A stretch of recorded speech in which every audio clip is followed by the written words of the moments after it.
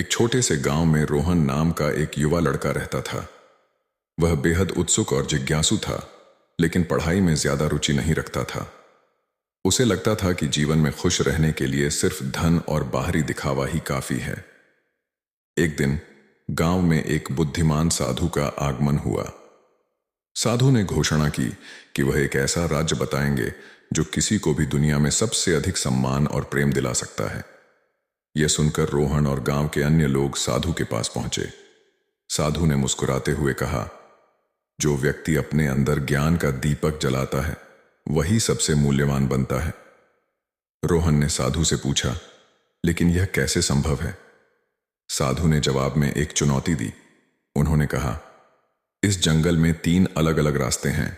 जो भी व्यक्ति इन रास्तों से होकर जंगल के पार जाएगा और वापस आएगा, उसे जीवन का सबसे बड़ा सबक मिलेगा। रोहन और अन्य लोगों ने चुनौती स्वीकार की।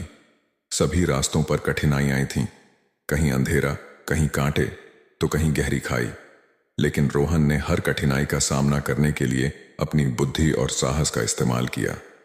जहां अन्य लोग हार मान गए, रोहन ने अपने विवेक और सीखने की क्षमता के बल पर रास्ता पार किया। जब वह वापस आया तो साधु ने पूछा, तुमने क्या सीखा?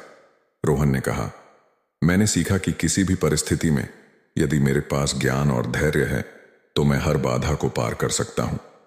साधु ने प्रसन्न होकर कहा, यही जीवन का सत्य है। जो व्यक्ति अपने ज्ञान को बढ़ाने पर ध्यान देता है, वह न केवल अपनी समस्याएं सुलझा सकता है, बल्कि दूसरों के लिए प्रेरणा का स्रोत बन जाता है। ऐसे लोग अपने आप सबसे मूल्यवान बन जाते हैं और लोग उनसे जुड़ने के लिए तरसते हैं। इस कहानी से यह स्पष्ट होता है कि बुद्धिमत्ता और ज्ञान ही वह गुण हैं जो हमें सबसे अधिक प्रिय और सम्माननीय बनाते हैं। जब हम अपने आप को समझदार और कुशल बनाते हैं तो दुनिया हमें अपनाने के लिए आतुर रहती है। दोस्तों, किसी ने क्या खूब कहा है कि जिंदगी को बदलने का कोई रिमोट कंट्रोल नहीं होता। अगर आपको अपनी जिंदगी बदलनी है तो उठो, जागो और इसे खुद बदलो। नमस्कार दोस्तों, प्रभावशाली होना, लोगों का चहेता होना किसको पसंद नहीं है? जब लोग हमें पसंद करते हैं तो इसके कई सारे फायदे भी हैं, जैसे कि आप कभी अकेले नहीं होंगे आपके किसी काम में हाथ बटाने के लिए, और आपसे प्यार करने वाले लोग आपके साथ होते हैं, या जैसे आपके लिए लोगों की रजामंदी पाना या उनका समर्थन पाना आसान हो जाता है आपके साथ कोई काम करने में। लेकिन प्रभावशाली होना कोई आसान चीज नहीं है। इसीलिए इस वीडियो में हम बात करेंगे उन 7 आदत के बारे में जिन्हें अपनाकर कोई भी साधारण से साधारण व्यक्ति भी एक प्रभावशाली व्यक्ति बन सकता है। और अगर आप इन आदतों को अपने जीवन में अपनाते हैं तो फिर आपको पता भी नहीं चलेगा और आपके आसपास के लोग आपसे प्रभावित होते रहेंगे। आप जहां भी जाएंगे लोग आपके तरफ खींचे चले आएंगे। तो चलिए आज की कहानी शुरू करते हैं। दूर किसी गांव में एक हरीश नाम का लड़का रहता था। वह इस बात से परेशान था कि वह प्रभावी इंसान नहीं है। वह बहुत कोशिश करने के बावजूद भी वह अपनी बातों, अपने काम और अपने स्वभाव से लोगों को प्रभावित नहीं कर पा रहा था। उसकी हार्दिक इच्छा थी कि वह एक ऐसा इंसान बने जिसकी सब बात माने, जिसके साथ सब काम करना चाहे और अपना समय बिताना चाहे। लेकिन उसके साथ सब कुछ उल्टा हो रहा था। ना तो कोई उसके साथ समय बिताना पसंद करता था और ना ही कोई उसकी बातों को गंभीरता से लेता था।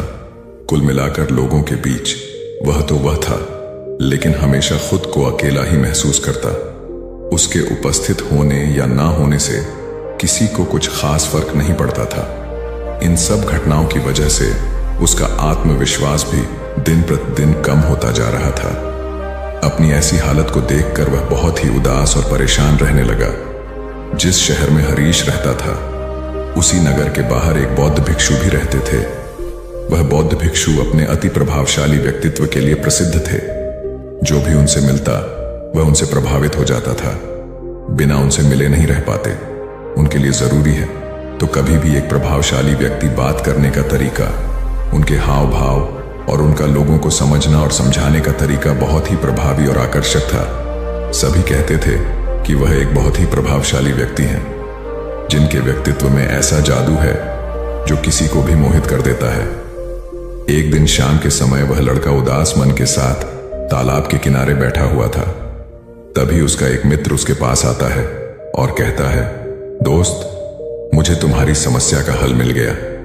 यह सुनकर हरीश बहुत अधिक खुश हो जाता है और पूछता है, क्या समाधान है? तभी उसका दोस्त बताता है कि मुझे एक ऐसे बौद्ध भिक्षु के बारे में पता चला है जो एक प्रभावशाली व्यक्तित्व के मालिक हैं, और मुझे पूरा भरोसा है कि उनके पास तेरी इस समस्या का समाधान अवश्य होगा। यह सुनकर हरीश उसकी बातों से सहमत हो गया। हरीश तुरंत ही उन बौद्ध भिक्षुक से मिलने के लिए निकल पड़ता है और उन्हें सारी समस्या बताता है कि कैसे वह एक प्रभावशाली इंसान बनना चाहता है, लेकिन बहुत कोशिश करने के बाद भी वह ऐसा इंसान नहीं बन पा रहा है। बौद्ध भिक्षु ने हरीश की बात पूरे ध्यान से सुनी और फिर कहा, तो तुम चाहते क्या हो? हरीश ने कहा, लोग कहते हैं कि आपका व्यक्तित्व बहुत ही प्रभावशाली है, तो मैं आपकी तरह ही अपना व्यक्तित्व भी प्रभावशाली कैसे बना सकता हूं? यह सुन बौद्ध भिक्षु ने गंभीर होकर कहा, सबसे पहले तो तुम यह समझो कि एक प्रभावशाली इंसान बनने के लिए अच्छा व्यक्तित्व यानी अच्छी पर्सनालिटी नहीं बल्कि चरित्र का होना जरूरी है। क्योंकि अगर सिर्फ किसी इंसान का व्यक्तित्व अच्छा है तो वह कुछ समय के लिए तो लोगों को प्रभावित कर सकता है, लेकिन बहुत ही जल्दी लोग यह समझ जाएंगे कि उसके काम के पीछे कोई ना कोई मतलब है, कोई उद्देश्य है। लेकिन अगर तुम्हारा चरित्र अच्छा है तो सभी लोग तुम्हारे साथ रहना पसंद करेंगे और तुम अपने आसपास के लोगों को प्रभावित करते रहोगे और तुम्हें इस बात का पता भी नहीं चलता। लेकिन याद रखना, इसके लिए तुम्हें अंदर से बदलना पड़ेगा। तो क्या तुम एक प्रभावशाली इंसान बनने के लिए खुद को अंदर से बदलने के लिए तैयार हो? लड़के ने कहा, जी महाराज जी, मैं पूरी कोशिश करूंगा। बौद्ध भिक्षु ने कहा, एक प्रभावशाली इंसान के अंदर ये 7 आदतें होती हैं जो तुम्हें अपनानी पड़ेगी। बौद्ध भिक्षु ने कहना शुरू किया, पहली आदत, सक्रिय यानी प्रोएक्टिव बनो। हमारे आसपास जो कुछ भी होता है हम इसे बदल नहीं सकते, लेकिन इस पर क्या प्रतिक्रिया देना है यह पूरी तरह से हमारे हाथ में है। एक प्रोएक्टिव व्यक्ति बनने का मतलब है कि हमारे आसपास के लोग चाहे जो कुछ भी कहे, लेकिन हमें उससे विचलित नहीं होना है। जब लोग हमारे बारे में कुछ बुरा बोलते हैं तो कमी हमारे अंदर नहीं बल्कि उनके अंदर होती है। वह जो भी नकारात्मक बातें हमारे बारे में बोल रहे होते हैं उससे हमें उनके नकारात्मक नजरिए का पता चलता है, जिस नजरिए से वह दुनिया को देख रहे होते हैं। प्रोएक्टिव व्यक्ति होने का मतलब यह भी है कि हम किसी बुरी परिस्थिति से प्रभावित ना हो, फिर चाहे मौसम खराब हो या घर में अचानक कहीं कोई मुसीबत आ जाए। एक प्रोएक्टिव व्यक्ति को कोई फर्क नहीं पड़ता, उसकी जिंदगी में बुरा वक्त आए या गरीबी, वह हर हाल में खुश रहता है। ऐसा व्यक्ति बुरी से बुरी परिस्थिति में भी बिना कोई शिकायत किए चुपचाप अपना काम करता रहता है और जीवन के सबसे अच्छे दिनों में भी वह बेलगाम नहीं हो जाता, बल्कि तब भी खुद को शांत और स्थिर रखता है। प्रोएक्टिव व्यक्ति का उल्टा होता है प्रतिक्रियाशील व्यक्ति। ऐसा व्यक्ति अपने आसपास के माहौल से बहुत जल्दी प्रभावित हो जाया जाता है। अगर कोई उसकी बुराई करता है तो वह दुखी हो जाता है, अगर कोई उसकी तारीफ करता है तो वह खुश हो जाता है। अगर ऐसे व्यक्ति के साथ कुछ बुरा होता है तो वह खुद भी बुरा बन जाता है। तो अब तुम समझ गए होंगे कि प्रतिक्रियाशील व्यक्ति कभी भी एक प्रभावशाली व्यक्ति नहीं बन सकता, क्योंकि उसका नियंत्रण दूसरे के हाथों में होता है। दूसरा व्यक्ति जब भी चाहे तो उसकी बुराई करके या उसको गुस्सा दिलाकर उसे परेशान कर सकता है, जबकि एक प्रोएक्टिव व्यक्ति का नियंत्रण पूरी तरह से उसके अपने हाथों में होता है। उसे कोई भी दुखी या परेशान नहीं कर सकता जब तक कि वह खुद ना चाहे।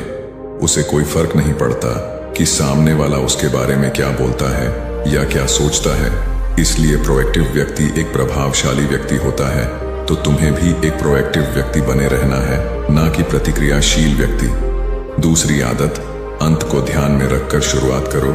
इसका मतलब है कि तुम जब भी कोई बड़ा लक्ष्य बनाओ तो तुम्हें स्पष्ट रूप से पता होना चाहिए कि तुम उस काम को क्यों कर रहे हो और उसे कैसे पूरा करना है। यानी कि हर काम की शुरुआत में ही तुम्हें उसे करने का कारण और काम को पूरा करने की योजना स्पष्ट रूप से पता होनी चाहिए। और एक बार जब तुमने अपने काम का क्यों और कैसे पता कर लिया, तो फिर तुम्हारे रोज के छोटे छोटे काम और उसके परिणाम तुम्हारे लक्ष्य की तरफ होनी चाहिए, तुम्हारी योजना से मेल खाने चाहिए। अगर तुम हर रोज वह नहीं कर रहे हो जो तुम्हारे लक्ष्य नहीं बन सकते, जैसे कि अगर तुमने अपना वजन कम करने का लक्ष्य निर्धारित किया है और तुम हर रोज मेहनत नहीं कर रहे हो, पसीना नहीं बहा रहे हो, तो इसका मतलब है कि तुम्हारे रोज के काम तुम्हारे लक्ष्य और उसकी योजना से मेल नहीं खा रहे हैं। तुम्हारी कहनी और करनी में अंतर है और इस तरीके से लोग कभी भी तुमसे प्रभावित नहीं होंगे। इसीलिए अगर तुम एक प्रभावशाली व्यक्ति बनना चाहते हो तो तुम्हें तुम्हारे काम का कारण और उसे पूरा करने का तरीका स्पष्ट रूप से पता होना चाहिए और साथ ही तुम्हारे विचार और कर्म भी उसके साथ मेल खाने चाहिए। बौद्ध भिक्षु ने आगे कहा, तीसरी आदत, जरूरी चीजें सबसे पहले करो। एक दिन में हमारे सामने बहुत से काम होते हैं, लेकिन हम हर काम तो नहीं कर सकते। इसलिए हमें अपने सबसे महत्वपूर्ण कामों को सबसे पहले करना चाहिए। लेकिन महत्वपूर्ण काम क्या है? देखो बेटा, महत्वपूर्ण काम वह है जिन्हें हम व्यक्तिगत रूप से सबसे मूल्यवान मानते हैं। सबसे महत्वपूर्ण कामों को सबसे पहले करने का मतलब है कि हम अपना समय और ऊर्जा अपने लक्ष्य और अपने जीवन के लिए सबसे महत्वपूर्ण कामों पर लगा रहे हैं। अब अगर तुम्हारे महत्वपूर्ण काम भी तुमसे पूरे नहीं हो पा रहे हैं तो इसका कारण तुम्हारा अनुशासनहीन होना नहीं, बल्कि यह है कि अब तक तुमने सबसे महत्वपूर्ण कामों को अपने दिल और दिमाग में बिठाया ही नहीं और कभी यह सोचा ही नहीं कि यह काम तुम्हारे लिए सबसे महत्वपूर्ण क्यों है। असल समस्या काम का ज्यादा होना नहीं, बल्कि फालतू कामों को ना नहीं बोल पाने की है। जैसे कि तुम कोई बहुत जरूरी काम कर रहे थे, लेकिन तभी तुम्हारा एक मित्र आता है और कहता है, चल थोड़ी देर घूम के आते हैं और बातें भी कर लेंगे। लेकिन अगर तुम्हारे दिमाग में तुम्हारा महत्वपूर्ण काम बैठा हुआ है तो तुम तुरंत ही उसे पूरी विनम्रता के साथ जाने के लिए मना कर दो। और तुम्हें यही करना है।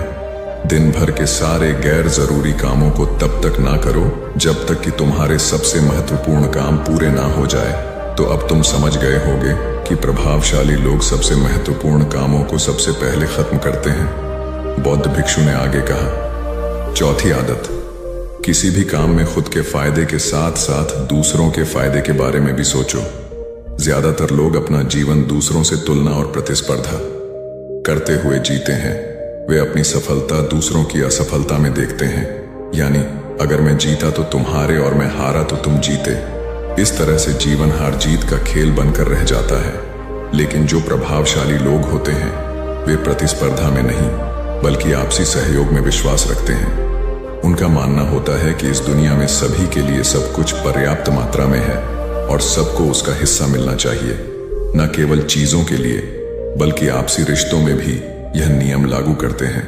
जैसे कि जब भी उनका किसी के साथ कोई मतभेद होता है तो वे बात को मन में रखने की बजाय उस इंसान के साथ खुलकर उस बारे में बात करते हैं और कोई बीच का ऐसा रास्ता निकालते हैं जो दोनों के लिए फायदेमंद हो, जिसमें दोनों की जीत हो, न कि सामने वाला ठगा हुआ महसूस करें। और ऐसा करके वह आपसी मनमुटाव को खत्म करते हैं, साथ ही रिश्तों को पहले से भी ज्यादा मजबूत बना लेते हैं। तो अब तुम समझ गए होगे कि प्रभावशाली बनने के लिए तुम्हें खुद के अलावा सामने वाले के फायदे के बारे में भी सोचना होता है। पांचवी आदत, पहले खुद दूसरों को समझने का प्रयास करो, फिर उनसे उम्मीद करो कि वह तुम्हारी बात को समझेंगे। किसी के साथ भी बातचीत करने का सबसे अच्छा तरीका यह है कि सबसे पहले हम यह समझने की कोशिश करें कि आखिर सामने वाला कहना क्या चाहता है। बल्कि मैं तो कहूंगा कि किसी भी इंसान की बात को सुनने और समझने का सबसे अच्छा तरीका है कि हम खुद को उसकी जगह पर रखकर सोचें। तब जाकर हम सही तरीके से समझ पाएंगे कि आखिरकार सामने वाला हमसे कहना क्या चाहता है। जब हम किसी की बात को ध्यान से सुनते ही नहीं तब हम उसकी भावनाओं को समझे बिना ही उसे सलाह देने लग जाते हैं। लेकिन जब हम उसे समझने की कोशिश करते हैं तभी हम जान पाते हैं कि असल में वह इंसान कैसा महसूस कर रहा है।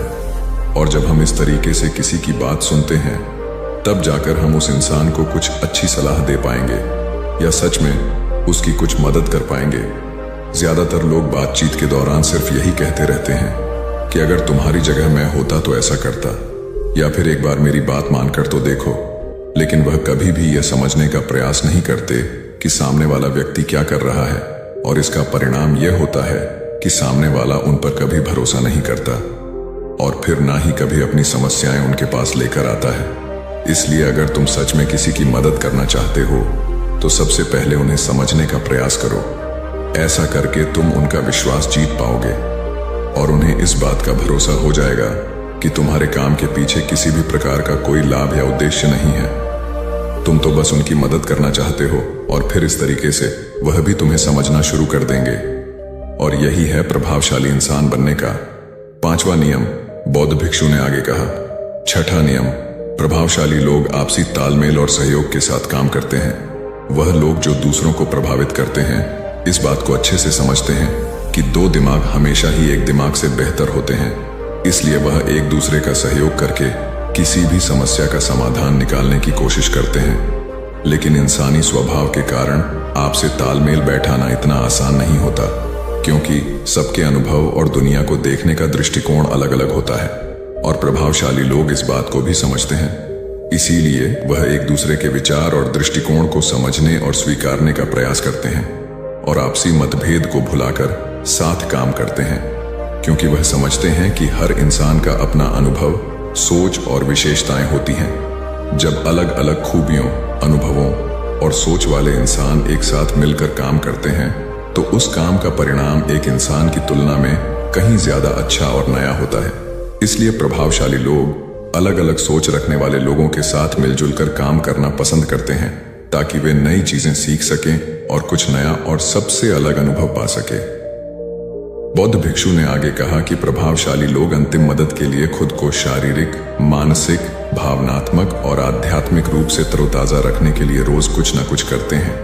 प्रभावशाली लोग इस बात को अच्छे से समझते हैं कि अगर उनके जीवन में कोई सबसे महत्वपूर्ण चीज है तो वह है उनका शरीर और उनका दिमाग, और वह इसे मजबूत और ताजगी से रखने के लिए रोज कुछ नया सीखते और करते हैं।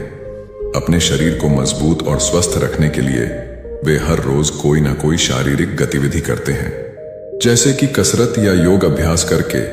अपने दिमाग को नई जानकारी से भरने के लिए वे रोज कुछ नया सीखते हैं या पढ़ते रहते हैं। इसके लिए वे किताबें पढ़ते हैं, नए लोगों से बात करते हैं या फिर नई जगहों पर घूमने जाते हैं। बहुत सारे लोग प्रभावशाली इसलिए होते हैं क्योंकि वे जीवन भर कुछ ना कुछ सीखते रहते हैं, खुद को नई जानकारी देते रहते हैं और भावनात्मक रूप से खुद को ताजगी से रखने के लिए यह लोग ध्यान या एकांत का सहारा लेते हैं। कई बार खुद के अंदर नयापन लाने के लिए ये लोग खुद को कुछ दिनों के लिए बाहरी दुनिया से काट लेते हैं। इसके अलावा यह लोग आध्यात्मिक रूप से भी सक्रिय होते हैं। इसके लिए यह लोग जो भगवान में आस्था रखते हैं उनकी पूजा पाठ और आराधना इत्यादि करते हैं। साधारण शब्दों में कहें तो प्रभावशाली लोग लगातार खुद में सुधार लाते रहते हैं और अपने शरीर, मन और आत्मा को तरोताजा रखते हैं। और अगर गौर से देखा जाए तो ये सारी आदतों में से यह 7वीं आदत सबसे ज्यादा जरूरी और प्रभावी है, क्योंकि इसके बिना बाकी की 6 आदतें उतनी प्रभावी नहीं रह जाएंगी जितनी उन्हें होनी चाहिए। और कोई भी इंसान कितना भी प्रभावशाली क्यों ना हो, लेकिन अगर वह खुद को शारीरिक, मानसिक, भावनात्मक और आध्यात्मिक रूप से तरोताजा नहीं रखता तो धीरे धीरे उसका प्रभाव कम होना शुरू हो जाएगा। तो यह थी एक प्रभावशाली इंसान बनने की 7 आदतें, जिन्हें अपनाकर कोई भी इंसान प्रभावशाली बन सकता है। बौद्ध भिक्षु की यह सारी बातें सुनने के बाद अब उस लड़के को भी यह भरोसा हो गया था कि इन 7 आदतों को अपनाने के बाद वह भी एक प्रभावशाली इंसान बन सकता है। इसके लिए उसने उन बौद्ध भिक्षु को धन्यवाद किया और खुशी खुशी अपने मित्र के साथ वहां से चला गया। तो दोस्तों, उम्मीद है इस वीडियो से आपको काफी कुछ सीखने को मिला होगा, और अगर कुछ सीखने को मिला हो तो हमारे इस वीडियो को लाइक, शेयर और साथ ही कमेंट में नमो बुद्धाय जरूर लिखिएगा। धन्यवाद। दोस्तों, एक बार एक गुरु और एक शिष्य एक सुनसान जंगल से गुजर रहे थे। तभी शिष्य अपने गुरु से एक सवाल करता है कि गुरुजी, ऐसा क्यों होता है कि कुछ लोगों के पास कुछ भी नहीं होता लेकिन फिर भी वह सुखी रहते हैं और आनंद में रहते हैं, और कुछ लोगों के पास सब कुछ होते हुए भी उदासी उनके चेहरे पर साफ दिखाई देती है। गुरु ने एक मुरझाए हुए फूल की तरफ इशारा करते हुए अपने शिष्य से कहा कि यह सोचने और समझने की बात है। अगर यह फूल ये सोचेगा कि मैं कल मुरझा गया था, या फिर यह सोचेगा कि मैं भविष्य में फिर से मुरझा जाऊंगा, तो यह कभी भी खुलकर पूरी तरीके से खिल नहीं पाएगा। अपने सुंदर स्वरूप में यह कभी भी वापस नहीं आ पाएगा और अपनी खुशबू इस प्रकृति में कभी भी बिखेर नहीं पाएगा। इसी प्रकार इंसान अपने अतीत की यादों में खोया रहता है या फिर अपने भविष्य की करता रहता है, भविष्य के दुखों के बारे में सोचता रहता है या भूत में जो उसके साथ बुरी घटनाएं घटित हुई हैं वह उन्हीं के बारे में सोच सोच करके वह अपने भविष्य के लिए चिंतित होता रहता है। तो ऐसा मनुष्य जीवन में कभी भी सुख अनुभव नहीं कर सकता। ये समझने की बात होती है कि जीवन हमेशा वर्तमान में होता है। अतीत और भविष्य की कल्पनाएं हमेशा मनुष्य को मृत्यु की तरफ ले जाती हैं। इसलिए यह जरूरी हो जाता है कि जिस प्रकार हम अपने शरीर की देखभाल करते हैं, उसे बीमारियों से दूर रखने के लिए उसके अंदर से गंदगी भी साफ करते रहते हैं, ठीक उसी प्रकार समय समय पर हमें अपने मन और मस्तिष्क की भी गंदगी को साफ करते रहना चाहिए, उसकी धुलाई करते रहना चाहिए। इससे आपकी बुद्धि की क्षमता तो तेज होगी ही होगी, साथ ही साथ आप हमेशा आनंद में रहने का रहस्य भी जान पाएंगे। शिष्य ने सवाल किया कि गुरुदेव, इससे पहले कि हम मन और मस्तिष्क पर चर्चा शुरू करें, इससे पहले मैं यह जानना चाहता हूं कि जिन लोगों के पास सब कुछ होता है वह दुखी क्यों रहते हैं और जिन लोगों के पास कुछ भी नहीं होता है वे अक्सर आनंद में क्यों होते हैं? यह रहस्य क्या है? इसके पीछे का कारण क्या हो सकता है? गुरु ने उत्तर दिया कि कुछ लोग जीवन में जब सब कुछ हासिल कर लेते हैं और सब कुछ हासिल कर लेने के बाद उन्हें सब चीजों की व्यर्थता का पता चल जाता है। ऐसे लोगों को अक्सर यह एहसास जकड़ लेता है कि मैंने जीवन में कुछ भी पाया, जो कुछ भी किया उससे भले ही मैंने सुख सुविधाएं हासिल कर ली हो, लेकिन मन की शांति अभी भी बहुत दूर है और अधूरी भी है, उस तक मैं पहुंच नहीं पाता। सब कुछ पाकर भी मैं अपने मन को जान नहीं पाया। और जब इंसान को ऐसा लगता है तो उसे महसूस होता है कि जो कुछ भी उसने कमाया है वह कौड़ियों का भाव था। उसने अपना जीवन बेकार की चीजों में यूं ही व्यर्थ कर दिया।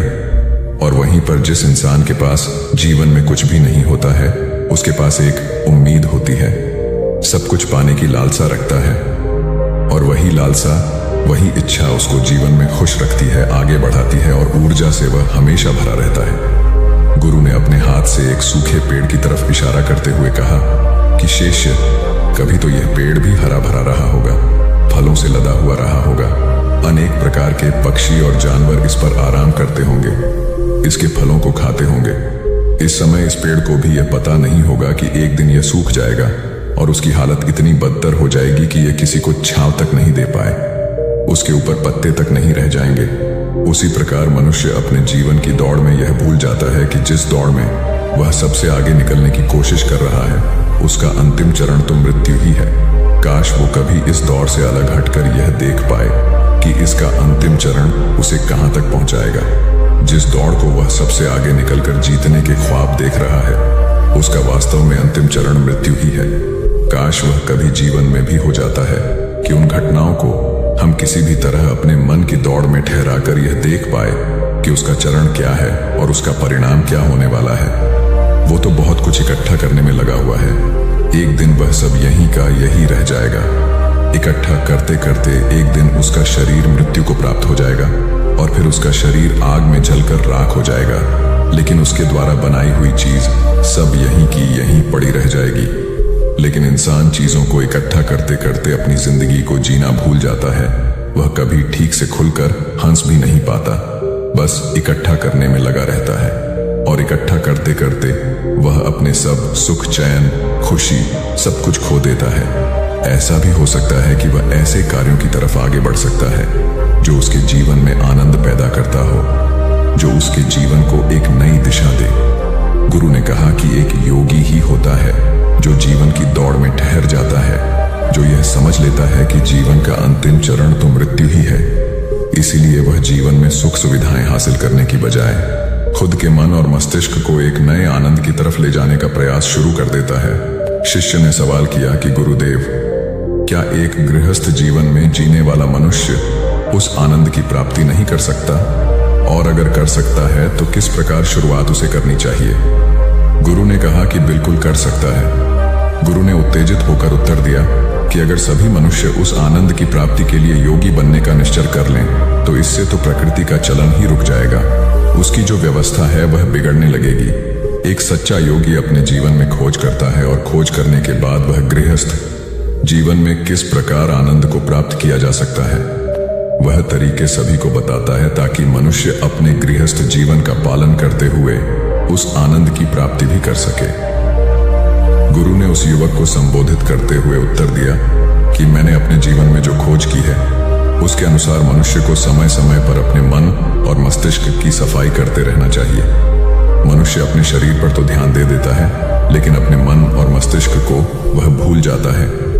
उस पर कभी वह ध्यान ही नहीं देता और उसी वजह से मन और मस्तिष्क उसके बूढ़े होते चले जाते हैं। उसमें जवानी रह ही नहीं जाती, और जब उनमें जवानी नहीं रह जाती तो वे नयापन और ताजगी नहीं रह जाती, जिसकी वजह से एक इंसान उदासी से भर जाता है। मन और मस्तिष्क की गंदगी क्या होती है? पहले मैं तुम्हें यह बताता हूं। हर मनुष्य के जीवन में कुछ ऐसी घटनाएं घटती हैं जिनका उसके मन और मस्तिष्क पर बहुत ही गहरा असर डालती है। वह जीवन पर्यंत उन घटनाओं को भुला भी नहीं पाता, और वही घटनाएं उसके मन में पूरी तरह से पक्की बैठ जाती हैं, जो उसके मन में गांठ बना लेती हैं। और भविष्य में जब भी वह कोई काम करता है तो यह घटनाएं उसको प्रभावित करती हैं। उसके विचारों को, उसके निर्णय को पूरी तरह से यह घटनाएं बदल कर रख देती हैं। ऐसे मनुष्य की दृष्टि भी भ्रमित हो जाती है। वह सत्य स्वरूप को देख ही नहीं पाता।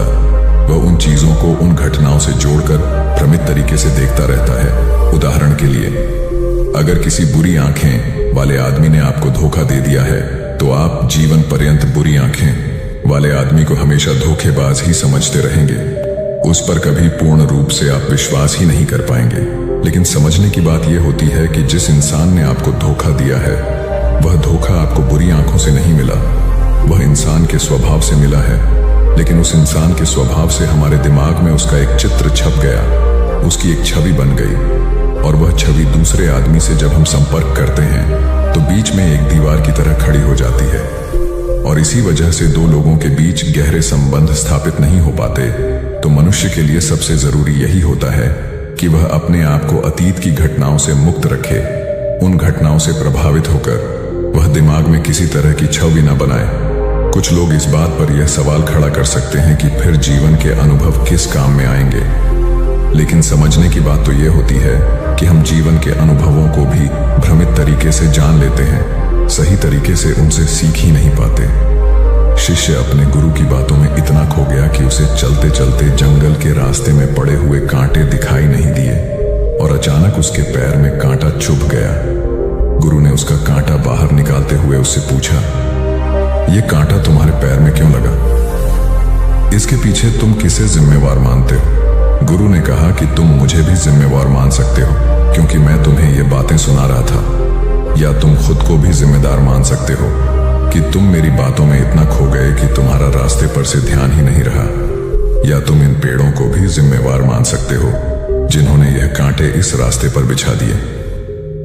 तभी शिष्य ने उत्तर दिया कि गुरुदेव, इसमें मैं खुद को ही जिम्मेदार मानता हूं, क्योंकि आप तो अपना काम कर रहे थे और इस पेड़ ने भी अपना काम किया, पर मैं अपना काम होशपूर्वक नहीं कर पाया। अगर मैं चलते समय ध्यान लगाए रहता, अगर मैं आपकी बातों में पूरी तरह से नहीं खो जाता, तो मुझे ये कांटा कभी नहीं लगता। इसमें पूरी तरह से ही मेरी गलती है। गुरु ने शाबाशी से अपने शिष्य के पीठ को थपथपाया और आगे कहा कि जो घटनाएं हमारे मन को प्रभावित करती हैं, जरूर उसे बाहर निकाल दें। और उसके लिए सबसे सरल तरीका है कि अपनी भावनाओं को व्यक्त करना सीखो। उसे अपने दिल में, अपने मस्तिष्क में बैठा कर मत रखो। जब तुम किसी दूसरे मनुष्य के सामने अपनी भावनाओं को व्यक्त कर देते हो तो तुम्हारे मन का बोझ हल्का हो जाता है। कुछ लोगों का स्वभाव ऐसा होता है कि वह अपने मन की बात किसी को नहीं बताते। ऐसे लोग अक्सर अंदर ही अंदर दुखी होते रहते हैं, लेकिन वह अपने मन की बात किसी दूसरे आदमी को कभी नहीं बताते। उसके कुछ उल्टे ऐसे लोग भी होते हैं जो अपने मन में किसी भी बात को रख नहीं पाते। उनके साथ कुछ भी अच्छा या बुरा होता है, वह अपने मन की बात, अपने भावनाओं की बात दूसरों के सामने व्यक्त कर देते हैं। और तुमने खुद महसूस किया होगा कि जो लोग अपने मन की भावनाओं को व्यक्त कर देते हैं वह जीवन में ज्यादा आनंदित रहते हैं। कभी भी प्राकृतिक रूप से आए हुए भावनाओं को नहीं रोकना चाहिए। यह हमें किसी भी भावना को दबाना नहीं चाहिए। अगर हम किसी भी भावना को रोकने की कोशिश करते हैं तो वे हमें अंदर ही अंदर खाने लग जाती हैं। गुरु ने आगे कहा कि शिष्य, अगर तुम्हारा मन किसी बुरी घटना पर रोने को हो रहा है तो चीख चीख कर रो लो, अपने आप को रोको मत। उस भावना को पूरी तरह से बाहर आने दो। अगर किसी दूसरी घटना पर तुम्हारा मन खुश होने का, आनंदित होने का हो रहा है, तो पूरी तरह से नाचो, गाओ, जिससे कि तुम उस भावना को बाहर निकाल सको। और जब वे भावनाएं अपनी पूरी गति के साथ बाहर आ जाती हैं, तो तुम्हारा मन उन घटनाओं को पीछे छोड़ देता है, अर्थात तुम्हारा मन धीरे धीरे हल्का होने लगता है। गुरु ने शिष्य को समझाते हुए बताया कि जिस प्रकार तेज रफ्तार से चलता हुआ पानी अपने वेग से आने वाली सभी बाधाओं को तोड़ देता है, और अगर हम अपनी भावनाओं को बहने दिए तो वह उन सभी बाधाओं को तोड़ देगा, और उस बात को तोड़ने के बाद उसका कचरा उसके मन से निकल जाएगा और उसका दूषित मन भी साफ हो जाएगा, उसके अंदर की गंदगी भी दूर हो जाएगी। अक्सर मनुष्य अपने मन में किसी घटना को दबाकर इसलिए रखता है कि वह सोचता है कि अगर सामने वाले को इस घटना के बारे में पता चल जाएगा तो वह क्या सोचेगा। इसी विचार से वह अंदर ही अंदर खुद दुखी होता रहता है और अपनी भावनाओं को दबाता रहता है, लेकिन सामने वाले को वह कुछ भी नहीं बताता। लेकिन अगर वह हिम्मत करके शुरुआत कर सकता है, अपने अंदर की बात अपने किसी करीबी मित्र को बता दे, तो उसका पूरा जीवन परिवर्तित हो सकता है, उसका जीवन सुखमय बन सकता है। एक बार अगर उसके दिमाग में यह आदत बन गई तो जीवन भर अपनी भावनाओं को दूसरों के सामने व्यक्त करने से कभी नहीं हिचकिचाएगा। हम अपने जीवन में इस आदत को 21 दिनों में पैदा कर सकते हैं। 21 दिनों तक अगर सही तरीके से हम अभ्यास करें तो हमारा दिमाग पूरी तरह से भावनाओं से मुक्त हो सकता है। यह 21 दिनों का अभ्यास इस प्रकार है। 21 दिनों तक सबसे पहली बात जो आपको याद रखनी है कि अपने मन में किसी भी बात को दबाकर नहीं रखना है। अगर हम किसी मनुष्य के बारे में अच्छा सोचते हैं तो हम उसे करें, अगर बुरा भी सोचते हैं तो भी उसे व्यक्त करें। परिणाम भूल जाएं कि परिणाम क्या होंगे, सिर्फ अपने दिमाग की धुलाई करने पर विश्वास रखें। इससे आपके दिमाग में एक अद्भुत साहस पैदा होगा। गुरु ने आगे कहा कि शिष्य, जब आप किसी मनुष्य के बारे में वह सब बता पाएंगे जो आप उसके बारे में सोचते हैं, तो आप खुद सोचिए कि आपका खुद के ऊपर कितना विश्वास बढ़ जाएगा। आपके मन के सारे दोष खत्म हो जाएंगे। हो सकता है कि इसमें आपको चुनौतियों का सामना करना पड़े, लेकिन जहां चुनौतियां नहीं होती हैं वहीं कुछ अभ्यास भी नहीं होता है। अभ्यास हमेशा चुनौतियों से भरा होना चाहिए। इससे आप सत्य वचन बोलने का अभ्यास भी कर पाएंगे। अक्सर हम दूसरों को प्रभावित करने के लिए वह सब बोलते रहते हैं जो उन्हें अच्छा लगता हो, लेकिन वह नहीं बोलते जो हम उनके बारे में सचमुच सोचते हैं। और यही हमारे सबसे बड़ी भूल हो जाती है, जिससे हमारा पूरा अस्तित्व झूठा बनकर रह जाता है। और अपनी भावनाओं को व्यक्त करते समय यह भी जरूर ध्यान रखें कि आपके अंदर जो भावनाएं उस इंसान के प्रति उठ रही हैं, उसके पीछे का मूलभूत कारण क्या है। उदाहरण के लिए, जब एक नौकर अपने मालिक के लिए कोई काम करता है और वह काम अच्छे से नहीं कर पाता है, तो मालिक उसे डांट फटकार देता है, जिससे उसके अंदर उसके प्रति क्रोध की भावनाएं उठने लगती हैं। लेकिन समझने की बात यह होती है कि मालिक तो आपको कहेगा ही, वह तो डांटेगा ही। अगर आप अच्छे से काम नहीं करेंगे, अगर आप काम अच्छे से कर रहे हैं और फिर भी आपका मालिक आपके साथ उचित व्यवहार नहीं कर रहा है, तो आप खुलकर अपने मालिक को अपनी भावनाएं व्यक्त कर सकते हैं, बिना यह सोचे कि इसका परिणाम क्या होगा। अगर आप इस भावना को उठाएंगे नहीं तो आप अपनी नजरों में खुद ही नीचे गिरने लग जाएंगे। आपका आत्मविश्वास बिल्कुल खत्म हो जाएगा। दूसरा अभ्यास जो तुम्हें 21 दिनों तक करना है वह यह है कि जो भी घटनाएं तुम्हारे साथ घटित होती हैं, कम से कम आपके जीवन में एक ऐसा इंसान होना चाहिए जिसके सामने तुम अपने दिल की बात रख सकते हो। चाहे अच्छी बात हो, चाहे बुरी बात हो, वह सब बातें तुम बिना कुछ सोचे विचारे, बिना कुछ डर से कि वो इंसान तुम्हारे बारे में क्या सोचेगा, तुम उस इंसान को अपनी सारी बातें बता सको और वह इंसान तुम्हारी सारी बातें सुनने के बाद तुम्हारे लिए कोई छवि पैदा ना करें। ऐसे इंसान अपने जीवन में खोजो और उनके सामने अपनी सारी भावनाएं व्यक्त करने की कोशिश करो। दिन में जो कुछ भी घटित होता है, अच्छा लगता है या बुरा होता है, किसी के प्रति आकर्षण होता है, उसको एक दोस्त की तरह बताने का प्रयास करें। इससे यह पता चल जाएगा कि तुम्हारा मन घटनाओं के प्रति किस प्रकार की भावनाएं पैदा करता है। तुम अपने मन की सारी बातें कह दो ताकि तुम्हारे अंदर की भावनाएं, तुम्हारे अंदर में जो विचार उत्पन्न हो रहे हैं वह पूरी तरह खाली हो जाएं। तीसरा अभ्यास जो तुम्हारे मन को खाली रखेगा वह है योग्य निद्रा का अभ्यास। देखते ही देखते यह चर्चा खत्म करते हुए गुरु और शिष्य उस जंगल को पार करके अपने आश्रम में पहुंच चुके थे। तो दोस्तों, उम्मीद है इस वीडियो से आपको काफी कुछ सीखने को मिला होगा, और अगर कुछ सीखने को मिला हो तो हमारे इस वीडियो को लाइक, शेयर और सब्सक्राइब जरूर कर लीजिएगा, और साथ ही कमेंट में नमो बुद्धाय जरूर लिखिएगा। धन्यवाद। अरे यह भी कोई काम है। इसके बाद उन्होंने ढेर सारे तथ्यों के साथ अपने काम को महत्वहीन बताने की कोशिश की। उन्होंने यह भी कहा कि इस समय जो काम मेरे जिम्मे है उसके आधार पर दूसरे संस्थान में नौकरी भी नहीं मिलेगी। इस बात को मुकेश के रिपोर्टिंग मैनेजर मिस्टर कुमार को बताया गया। वह सुलझे हुए इंसान हैं। उन्होंने तरीके से मुकेश को समझाया कि उनका काम कैसे महत्वपूर्ण है। मिस्टर कुमार ने उनसे पूछा, मुकेश पहले अपने काम के बारे में बताइए। मुकेश ने कहा, मेरा काम यह देखना है कि हमारी कंपनी के प्रोडक्ट में कहां कहां गड़बड़ी है, उसे कैसे दूर किया जा सकता था, आगे ऐसा क्या किया जाए जिससे पुरानी खामियां फिर से सामने नहीं आए। मुकेश की बात खत्म होते ही मिस्टर कुमार ने कहा, यह जानकर अच्छा लगा कि आपको अपने काम की अच्छी समझ है। जैसा आपने कहा है उसके अनुसार आपका काम प्रोडक्ट को कैसे बेहतर बनाया जाए और उसके निर्माण के दौरान की खामियों को दूर करने से जुड़ा है। मुकेश ने हाँ में सर हिलाया। इसके बाद मिस्टर कुमार ने पूछा, जब प्रोडक्ट को लेकर इतनी बड़ी ही जिम्मेदारी कंपनी ने आपको दी है, तब आप अपने काम को महत्वहीन क्यों समझते हैं? एक आम धारणा है कि जो लोग प्रोडक्ट के निर्माण से सीधे जुड़े हैं वही मेनस्ट्रीम में काम करते हैं, लेकिन हर काम मेनस्ट्रीम का होता है। अगर ऐसा नहीं होता तो कंपनी आपके ऊपर खर्च नहीं करती। कंपनी को पता है कि आपके काम का परिणाम प्रोडक्ट पर दिखेगा। इसलिए इस बात को मन से निकालिए कि आप जो काम कर रहे हैं उसकी पूछ नहीं है। ध्यान से देखेंगे तो लगेगा कि आपका काम ही सबसे महत्वपूर्ण है। एकता और समझदारी। ऊंचे आकाश में सफेद कबूतरों की एक टोली उड़कर जा रही थी। बहुत दूर जाना था उन्हें, लंबा रास्ता था।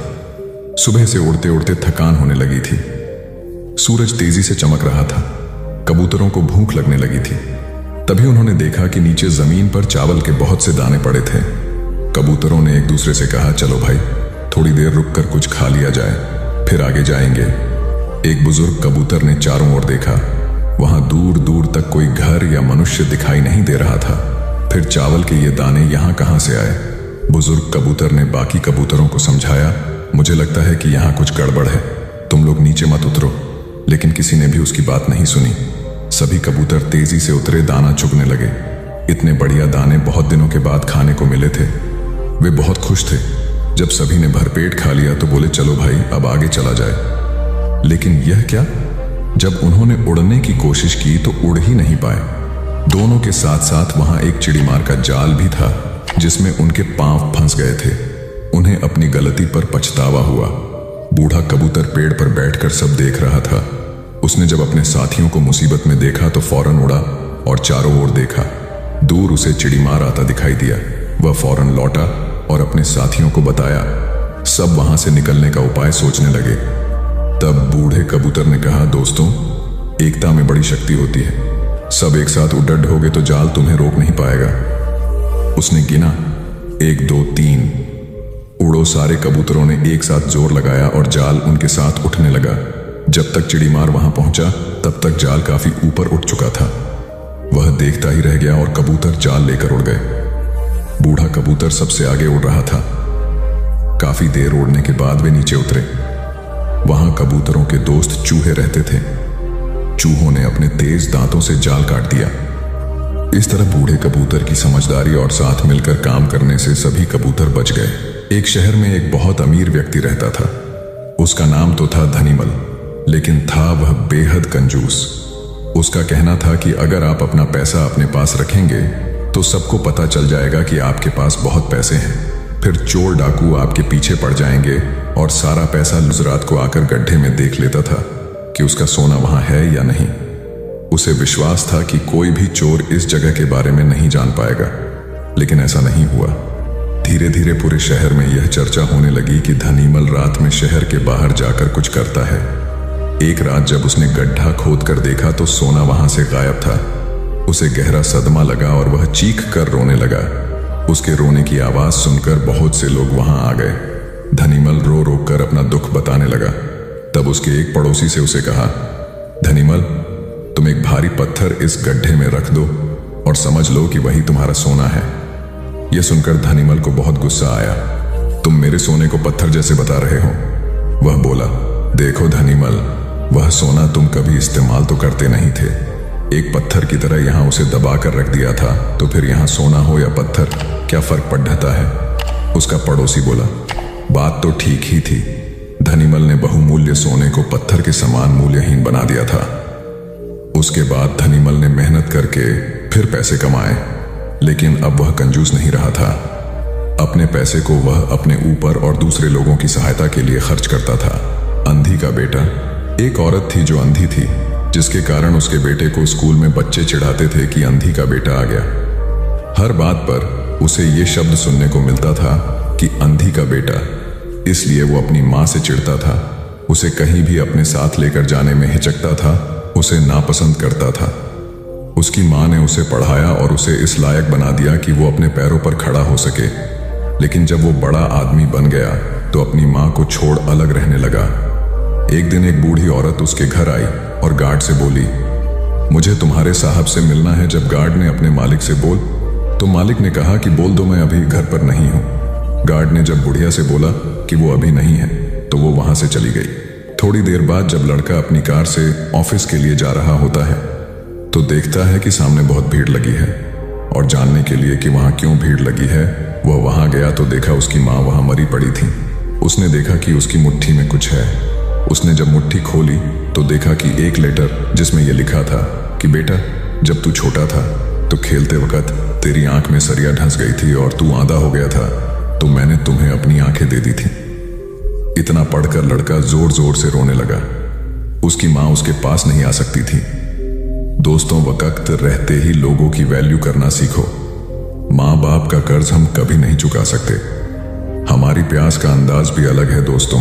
कभी समंदर को ठुकरा देते हैं तो कभी आंसू तक पी जाते हैं। जीवन साथी सबसे अजीज होता है। कॉलेज में हैप्पी मैरिड लाइफ पर एक कार्यक्रम हो रहा था, जिसमें कुछ शादीशुदा जोड़े हिस्सा ले रहे थे। जिस समय प्रोफेसर मंच पर आए, उन्होंने नोट किया कि सभी पति पत्नी शादी पर जोक कर हंस रहे थे। ये देखकर प्रोफेसर ने कहा कि चलो पहले एक गेम खेलते हैं, उसके बाद अपने विषय पर बातें करेंगे। सभी खुश हो गए और कहा, कौन सा गेम? प्रोफेसर ने एक मैरिड लड़की को खड़ा किया और कहा कि तुम ब्लैक बोर्ड पे ऐसे 25-30 लोगों के नाम लिखो जो तुम्हें सबसे अधिक प्यारे हों। लड़की ने पहले तो अपने परिवार के लोगों के नाम लिखे, फिर अपने सगे संबंधी, दोस्तों, पड़ोसी और सहकर्मियों के नाम लिख दिए। अब प्रोफेसर ने उसमें से कोई भी कम पसंद वाले 5 नाम मिटाने को कहा। लड़की ने अपने सहकर्मियों के नाम मिटा दिए। प्रोफेसर ने और 5 नाम मिटाने को कहा। लड़की ने थोड़ा सोचकर अपने पड़ोसियों के नाम मिटा दिए। अब प्रोफेसर ने और 10 नाम मिटा दिया। प्रोफेसर ने उस लड़की से कहा, तुम अपनी जगह पर जाकर बैठ जाओ, और सभी की तरफ गौर से देखा और पूछा, क्या कोई बता सकता है कि ऐसा क्यों हुआ कि सिर्फ पति का ही नाम बोर्ड पर रह गया? कोई जवाब नहीं दे पाया। सभी मुंह लटकाकर बैठे थे। प्रोफेसर ने फिर उस लड़की को खड़ा किया और कहा, ऐसा क्यों? जिसने तुम्हें जन्म दिया और पाल पोस कर इतना बड़ा किया, उनका नाम तुमने मिटा दिया। और तो और तुमने अपनी कोख से जिस बच्चे को जन्म दिया, उसका भी नाम तुमने मिटा दिया। लड़की ने जवाब दिया कि अब मम्मी पापा बूढ़े हो चुके हैं। कुछ साल के बाद वो मुझे और इस दुनिया को छोड़ के चले जाएंगे।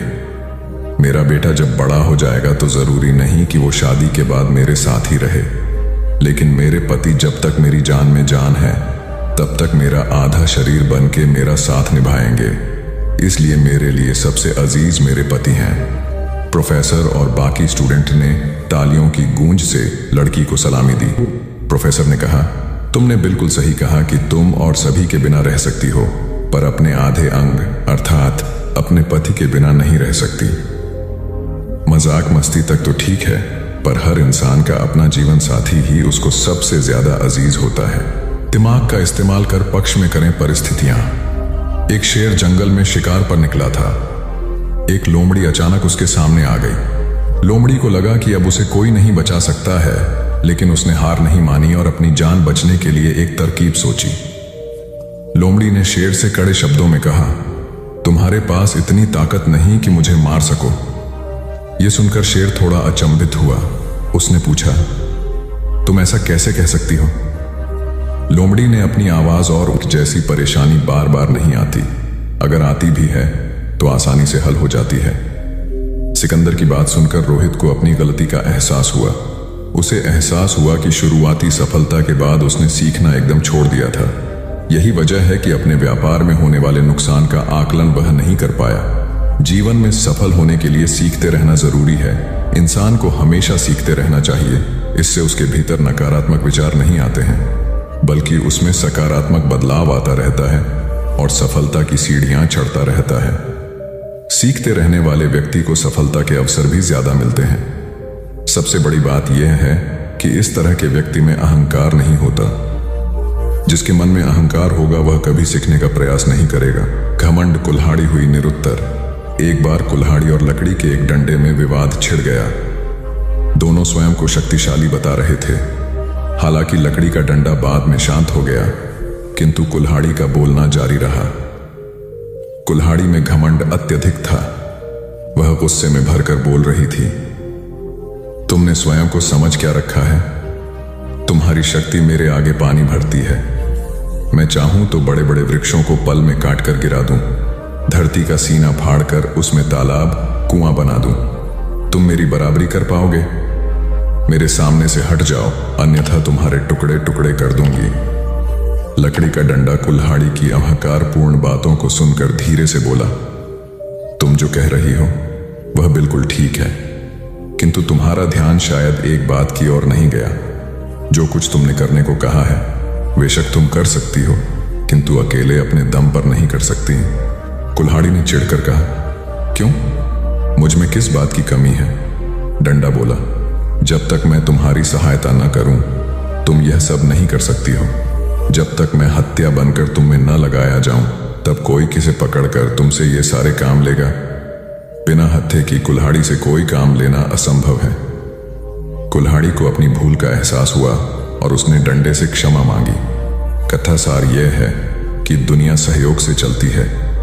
जिस प्रकार ताली दोनों हाथों के मेल से बजती है, उसी प्रकार सामाजिक विकास भी परस्पर सहयोग से ही संभव होता है। यदि जीवन का संतुलन बिगड़ा और थकान आई तो समझ लीजिए कि बीमारी आई, और यदि वापस ऊर्जा अर्जित करने के लिए विश्राम किया जा रहा है तो ऐसी थकान वरदान भी साबित हो सकती है। इन दिनों जिस तरह की हमारी जीवन शैली है, इसमें असंतुलन बहुत अधिक है। सुबह उठने से लेकर रात को सोने तक शरीर की कुछ नियमित क्रियाएं हैं, आदमी उसे भूल गया है। गौतम बुद्ध बहुत काम करते पर कभी थकते नहीं थे। आज भी कई साधु संत उतना ही परिश्रम कर रहे हैं जितना एक कॉर्पोरेट जगत का सफल व्यक्ति करता है, और जब वे रात को सोते हैं तो पूरी बेफिक्री के साथ। बुद्ध से उनके शिष्यों ने एक बार पूछा था, आप थकते नहीं? बुद्ध का उत्तर था, जब मैं कुछ कर, ये क्रियाएं अपने आप में एक विश्राम है, करने वाला कोई और है, हम तो महज उसके हाथों की कठपुतली हैं। यह मनोभाव भी थकान को मिटाएगा। क्या दिक्कत है ऐसा सोच लेने में? महात्मा बुद्ध ज्ञान प्राप्ति के लिए घोर तप में लगे थे। उन्होंने शरीर को काफी कष्ट दिया, यात्राएं की, घने जंगलों में कठिन साधना की, पर आत्मज्ञान की प्राप्ति नहीं हुई। निराश हो बुद्ध सोचने लगे, मैंने अभी तक कुछ भी प्राप्त नहीं किया, अब आगे क्या कर पाऊंगा? निराशा, अविश्वास के इन नकारात्मक भावों ने उन्हें क्षुब्ध कर दिया। कुछ ही क्षणों के बाद उन्हें प्यास लगी। वे थोड़ी दूर स्थित एक झील तक पहुंचे। वहां उन्होंने एक दृश्य देखा कि एक नन्ही सी गिलहरी के 2 बच्चे झील में डूब गए। पहले तो वह गिलहरी जड़वत बैठी रही, फिर कुछ देर बाद उठकर झील के पास गई, अपना सारा शरीर झील के पानी में भिगोया और फिर बाहर आकर पानी झाड़ने लगी। ऐसा वह बार बार करने लगी। बुद्ध सोचने लगे कि इस गिलहरी का प्रयास कितना मूर्खतापूर्ण है। क्या कभी यह इस झील को सुखा सकेगी? किंतु गिलहरी का यह क्रम लगातार जारी था। बुद्ध को लगा मानो गिलहरी कह रही हो कि यह झील कभी खाली होगी या नहीं, यह मैं नहीं जानती, किंतु मैं अपना प्रयास नहीं छोड़ूंगी। अतः उस छोटी सी गिलहरी ने भगवान बुद्ध को अपने लक्ष्य मार्ग से विचलित होने से बचा लिया। वे सोचने लगे कि जब यह नन्ही गिलहरी अपने लघु सामर्थ्य से झील को सुखा देने के लिए दृढ़ संकल्पित है तो मुझ में क्या कमी है। मैं तो इससे 1000 गुना अधिक क्षमता रखता हूं। यह सोचकर गौतम बुद्ध पुनः अपनी साधना में लग गए और एक दिन बोधिवृक्ष तले उन्हें ज्ञान का आलोक प्राप्त हुआ। यह कथा असफलता के बावजूद प्रयासों की निरंतरता पर बल देती है। यदि हम पूर्ण होने पर बुद्ध ने उसकी तरफ देखा और उसे बहुत स्नेह से दुलारा। उनका निश्चल प्रेम देखकर सर्प का विष अमृत बन गया और यक्ष ने श्रद्धापूर्वक बुद्ध को नमन किया। कहानी का सार यह है कि मन की कलुषता पर एकाग्रता, स्नेह और संभव से ही विजय प्राप्त की जा सकती है। बौद्ध भिक्षु बोधि धर्म भ्रमण करते हुए एक गांव में पहुंचे। लोग उनका बहुत आदर करते थे। बोधि धर्म व उनके शिष्यों का ग्रामीणों ने हार्दिक सत्कार किया और फिर उनके पवित्र वचनों को सुनने के लिए उनके आसपास एकत्रित हो गए। बोधि धर्म लोगों को धर्म और आचरण विषयक अच्छी बातें सरल भाषा में समझाने लगे। तभी वहां एक व्यक्ति आया और बोधि धर्म को अपशब्द कहने लगा। उपस्थित जनसमूह ने उसे रोकने का बहुत प्रयास किया, किंतु वह नहीं माना तथा अनवरत बोधि धर्म को इस आचरण पर कदापि क्रोधित नहीं हुए और लोगों से बोले कि यह भविष्य में मेरा सबसे बड़ा भक्त बनने वाला है। लोगों ने पूछा कि कैसे? बोधि धर्म ने उत्तर दिया, कोई कुम्हार के यहां घड़ा लेने जाता है तो घड़े को बजाकर देखा जाता है कि वह फूटा हुआ तो नहीं है। जब 1-2 रुपए के घड़े को कोई इतनी परख कर सकता है तो भला जिसे गुरु मानना है उसे 10-20 गालियां दिए बगैर कैसे पहचानेगा? पहले वह परीक्षा लेगा कि गुरु में धैर्य, आक्रोश व समता भाव कितना है। यह जानने के बाद ही तो वह गुरु को स्वीकारेगा। इसलिए यह व्यक्ति मुझे निरर्थक ही अपशब्द नहीं कह रहा है और आगे चलकर वास्तव में वह व्यक्ति बोधि धर्म का सबसे बड़ा भक्त बना। किसी को शिक्षा देने से पूर्व स्वयं का आचरण भी तदनुरूप होना चाहिए, तभी गुरु का महान पद मिलता है। वस्तुतः गुरु की गुरुता तभी स्वीकारी जाती है जबकि उसमें सदाचरण के सभी लक्षण मौजूद हों। महात्मा गौतम बुद्ध के श्रावस्ती में प्रवचन चल रहे थे। प्रवचन में नित्य ही बड़ी संख्या में लोग आते और विविध महत्वपूर्ण व गंभीर विषयों पर बुद्ध से ज्ञान ग्रहण करते। बुद्ध का शिष्य वर्ग भी काफी विशाल था, जो प्रवचन स्थल की व्यवस्था संभालता और बुद्ध की सेवा में सदैव तत्पर रहता। एक बार रात के समय महात्मा बुद्ध प्रवचन दे रहे थे। सदैव की भांति काफी लोग उनके प्रवचन सुन रहे थे। एक व्यक्ति जो बुद्ध के ठीक सामने बैठा था बार बार नींद के झोंके ले रहा था। बुद्ध थोड़ी देर तक तो प्रवचन देते रहे, फिर उससे बोले, वत्स, सो रहे हो? उस व्यक्ति ने हड़बड़ाकर कहा, नहीं महात्मा। बुद्ध ने पुनः प्रवचन प्रारंभ किए। वह व्यक्ति फिर ऊँघने लगा। महात्मा ने फिर वही प्रश्न दोहराया और उसने फिर अचकचाकर नहीं महात्मा कहा। ऐसा लगभग 8-10 बार हो गया। कुछ देर बाद बुद्ध ने उससे पूछा, वत्स, जीवित हो? हर बार की तरह इस बार भी उसने कहा, नहीं महात्मा। यह सुनकर उपस्थित श्रोताओं में हंसी की लहर दौड़ गई और वह व्यक्ति पूर्णतः चैतन्य हो गया। तब बुद्ध गंभीर होकर बोले, वत्स, निद्रा में तुम्हारे मुख से सही उत्तर मिल ही गया। जो निद्रा में है वह मृतक समान ही है। महात्मा बुद्ध का संकेत था कि गुरु से ज्ञान ग्रहण करते वक्त सजगता अत्यंत आवश्यक है। गाफिल रहने की स्थिति में ज्ञान की प्राप्ति पूर्ण नहीं होती और अधकचरा ज्ञान सदैव खतरनाक साबित होता है। कथा सिद्धार्थ के जीवन के उस दौर की है जब वे बुद्धत्व को प्राप्त नहीं हुए थे और निरंजना नदी के तटीय वनों में वृक्ष के नीचे ध्यान करते थे। सिद्धार्थ प्रतिदिन ध्यान करने के बाद पास के किसी गांव में चले जाते और भिक्षा मांगकर लौट आते।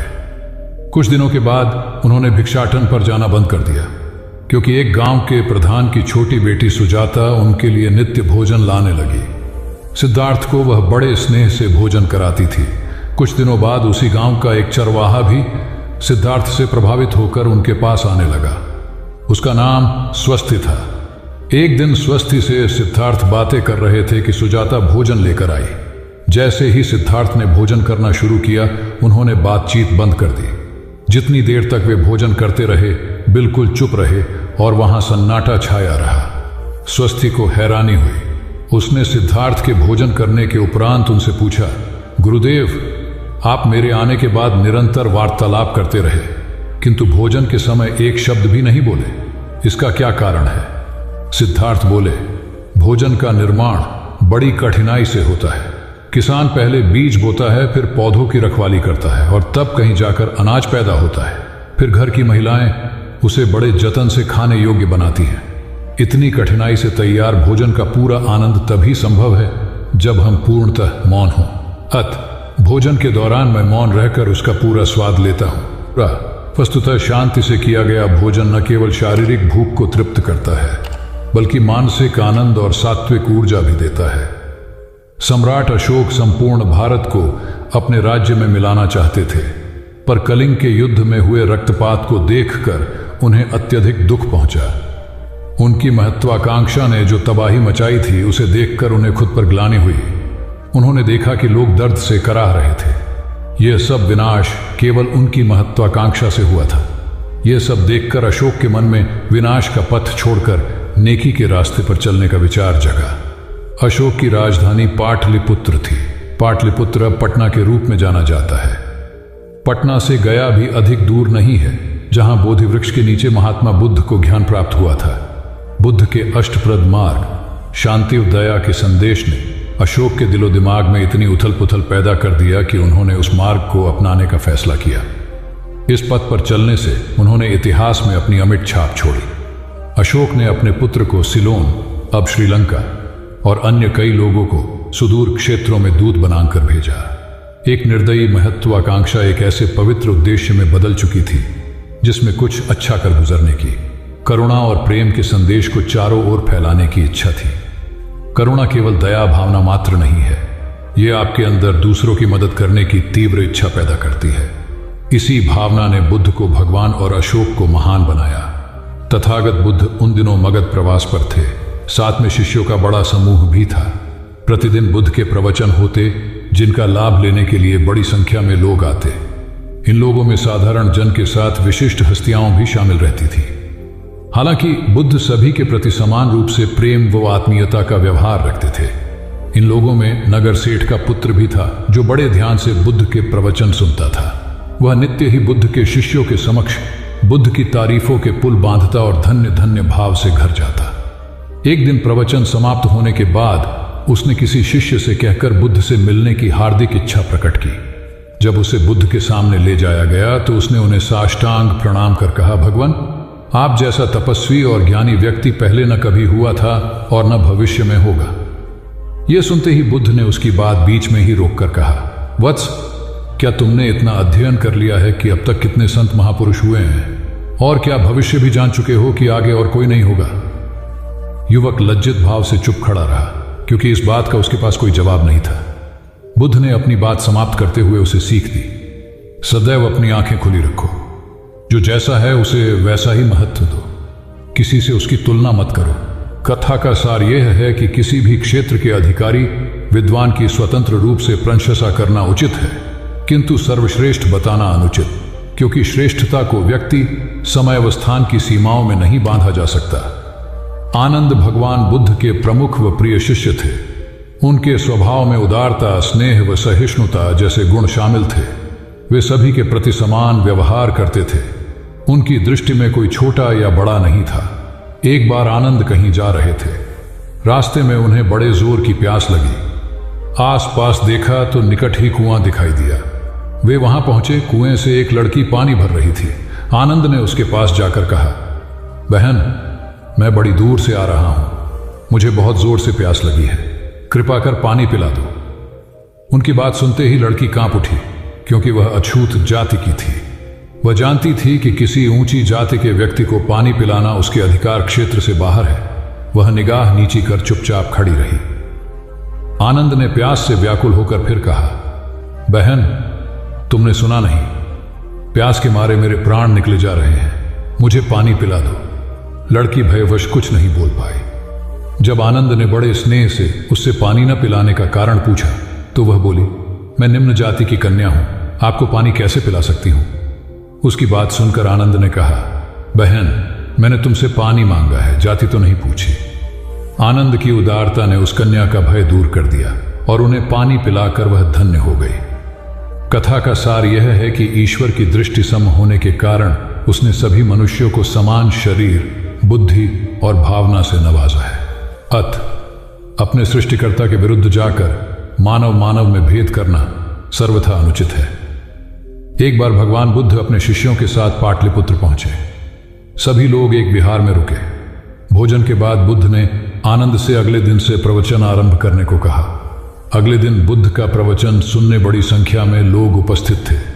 बुद्ध प्रवचन देने के बाद लोगों से मिलते, उनकी समस्याएं सुनते और नेक सलाह देते। एक दिन प्रवचन के समय बुद्ध के शिष्य आनंद ने उनसे पूछा, भंते, आपके सामने हजारों लोग बैठे हैं, बताइए कि इनमें सबसे सुखी कौन है? बुद्ध ने एक विहंगम दृष्टि भीड़ पर डालते हुए कहा, वह देखो, सबसे पीछे एक दुबला पतला फटे वस्त्र पहने जो आदमी बैठा है, वह सर्वाधिक सुखी है। आनंद सहमत नहीं हुआ। वह बोला, यह कैसे संभव है? वह तो बहुत दयनीय जान पड़ता है। बुद्ध ने अपनी बात सिद्ध करने के लिए बारी बारी से सामने बैठे लोगों से पूछा, तुम्हें क्या चाहिए? किसी ने संतान मांगी तो किसी ने मकान, कोई रोग मुक्ति चाहता था तो कोई अपने शत्रु पर विजय। ऐसा एक भी व्यक्ति नहीं था जिसे कोई इच्छा ना हो। अंत में बुद्ध ने उस फटेहाल आदमी को बुलाकर पूछा, तुम्हें क्या चाहिए? उसने हाथ जोड़कर जवाब दिया, कुछ नहीं। यदि ईश्वर को मुझे कुछ देना ही है तो बस इतना कर दें कि मेरे अंदर कभी कोई चाह पैदा ना हो। मैं ऐसे ही स्वयं को सबसे बड़ा सुखी मानता हूं। उसकी बात सुनकर आनंद से बुद्ध ने कहा, आनंद, जहां चाह है वहां सुख नहीं हो सकता। आनंद ने बुद्ध की इस शिक्षा को सदा के लिए गांठ बांध लिया।